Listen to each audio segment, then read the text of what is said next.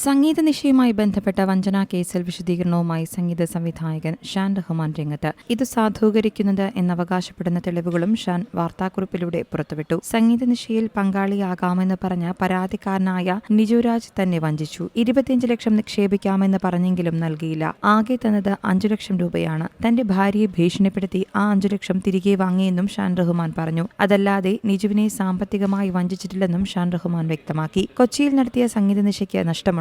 ആ നഷ്ടം സംഗീത നിശയിൽ പങ്കാളിയായ നിജുവിനുമുണ്ടായിരുന്നു. ഇക്കാര്യം സ്ഥാപിക്കാനുള്ള രേഖകളും ഷാൻ റഹ്മാൻ പുറത്തുവിട്ടു. വഞ്ചനാ കേസിൽ ഷാൻ റഹ്മാനും ഭാര്യയും കഴിഞ്ഞ ദിവസം എറണാകുളം സൗത്ത് പോലീസ് സ്റ്റേഷനിൽ ഹാജരാവുകയും പോലീസ് ഇരുവരുടെയും മൊഴിയെടുക്കുകയും ചെയ്തിരുന്നു. പരാതിക്കാരന്റെ മൊഴി വീണ്ടും എടുക്കുമെന്ന് പോലീസ് അറിയിച്ചു. തങ്ങൾക്കെതിരെ ഉയർന്ന ആരോപണങ്ങൾ ഷാൻ റഹ്മാനും ഭാര്യ സൈറ ഷാനുവും നേരത്തെ നിഷേധിച്ചിരുന്നു. ആരോപണങ്ങൾ തികച്ചും അടിസ്ഥാനരഹിതമാണെന്നാണ് ഇരുവരും സംയുക്തമായി പുറത്തിറക്കിയ പ്രസ്താവനയിൽ പറഞ്ഞത്. News desk Zee Malayalam news.